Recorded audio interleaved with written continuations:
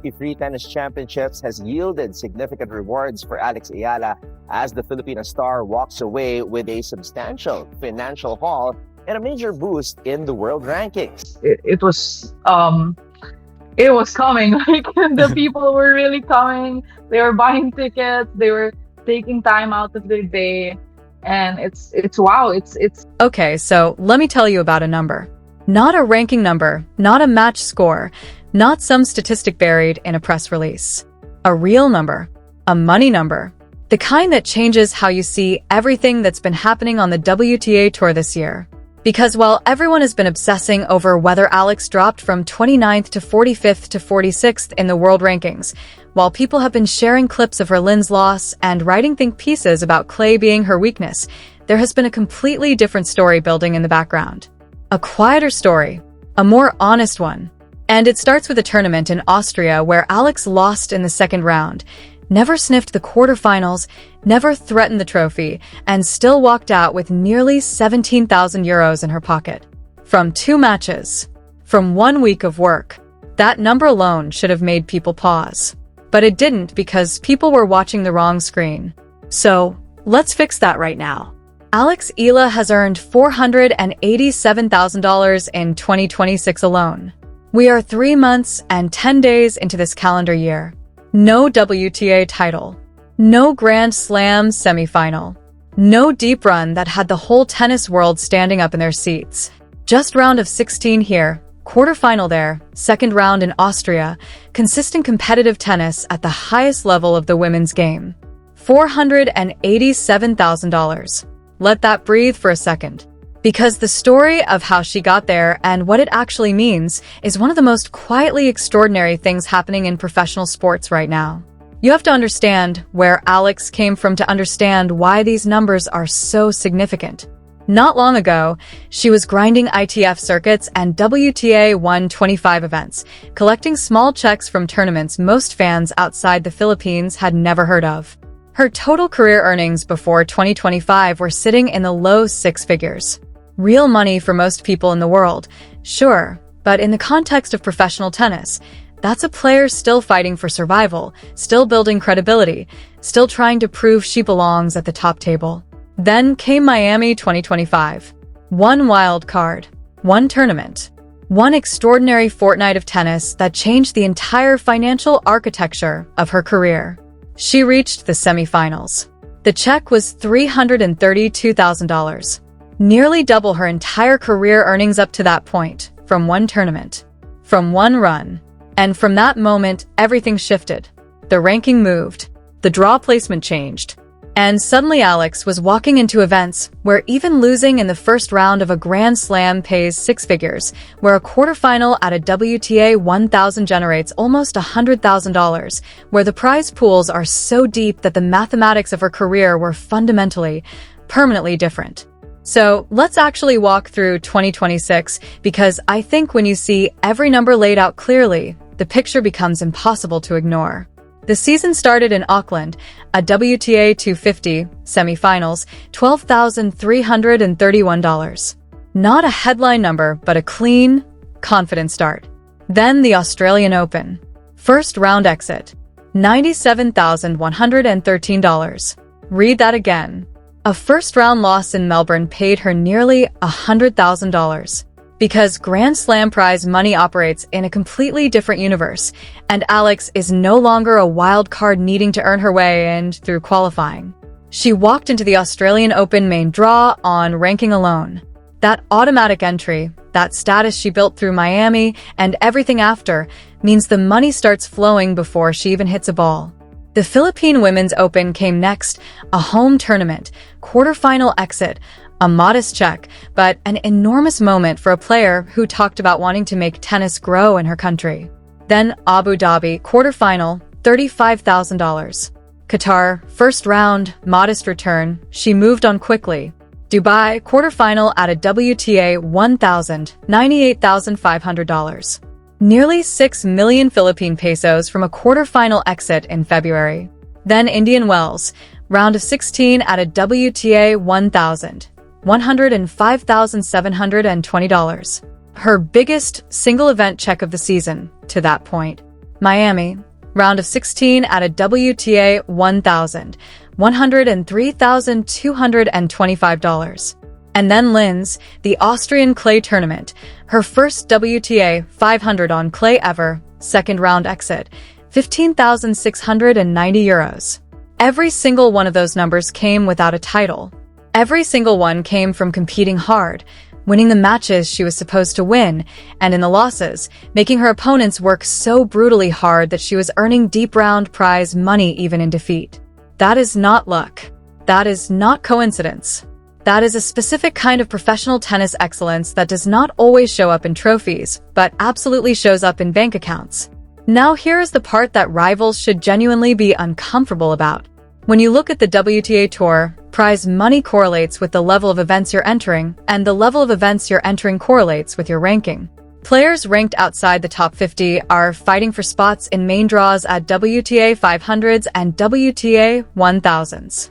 Players ranked outside the top 100 are mostly playing WTA 250s and WTA 125s, where the prize pools are a fraction of the size. Alex, at 46th in the world, is inside that threshold. She gets direct entry into the draws where the money is real. And because she keeps winning matches, keeps pushing Grand Slam champions into corners, keeps saving 9 out of 10 break points in tight moments, she is converting that ranking access into prize money at a rate that most players around her in the standings simply are not. She is earning at the financial rate of a top 20 player while sitting at 46th. That gap between her ranking and her earnings is not a mistake. It is the signal. It is the thing that tells you the ranking is a temporary photograph and the money is the actual movie. Think about Linz specifically because it illustrates this perfectly. The total prize pool at the Linz Open was over €1 million. The winner takes home €161,000. That is a life-changing amount of money. But the architecture of how WTA 500 events distribute prize money means that even a second-round exit pays €15,690. 2 matches. 1 week. Austria. For context, that single second-round exit at a WTA 500 is roughly equivalent to what a player might earn from winning an entire WTA 125 event. An entire tournament. Multiple rounds. Multiple wins. Multiple weeks of preparation and travel. Alex earned the same amount from losing in round 2 of Linz. And she said herself when she arrived, this was her first WTA 500 on clay. Not her first clay tournament. Her first WTA 500 clay event. The level she is now operating at consistently, WTA 1000s, WTA 500s, Grand Slams, is the level where the financial rewards transform what professional tennis looks like for a player.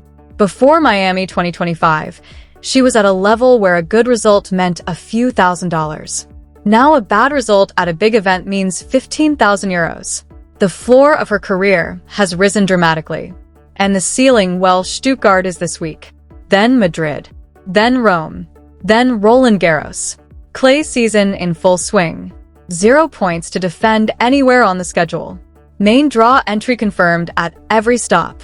And prize pools at every single one of those events that make the Linz number look small.